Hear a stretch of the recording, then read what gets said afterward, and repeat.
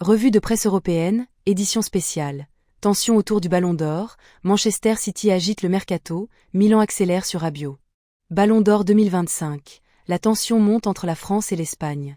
À l'approche du choc France-Espagne, la presse européenne s'enflamme autour d'un enjeu bien plus symbolique que sportif, le Ballon d'Or 2025. D'après Ojogo, AS, Bild ou encore Le Parisien, cette demi-finale pourrait s'avérer déterminante dans la course au trophée individuel le plus convoité du monde du football.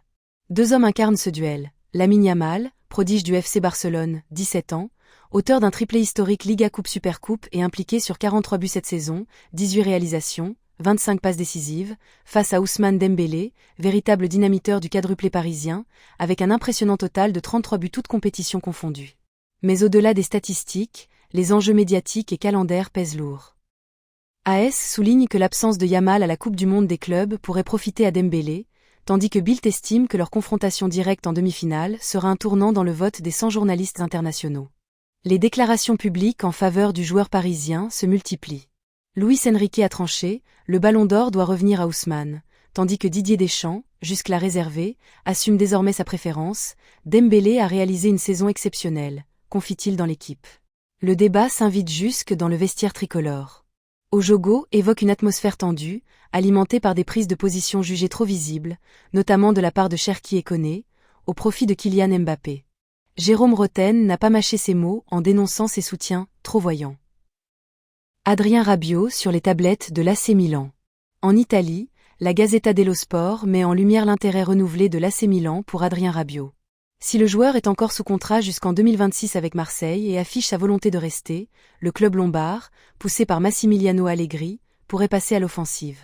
Le transfert coûterait environ 10,5 millions d'euros, mais le salaire du Français, jusqu'à 6 millions d'euros avec prime, reste un obstacle majeur. Un facteur pourrait faire basculer les négociations. Le départ imminent de Luka Modric du Real Madrid, dont l'arrivée à Milan ouvrirait un nouvel espace budgétaire.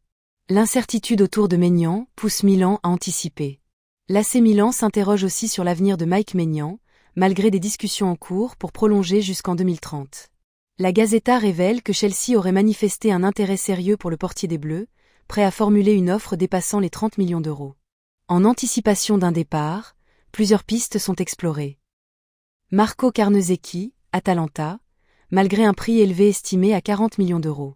Lucas Chevalier, LOSC, jeune talent prometteur.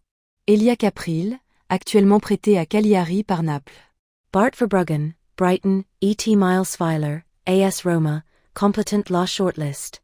Le club lombard entend ainsi sécuriser un successeur crédible en cas de départ du gardien international français.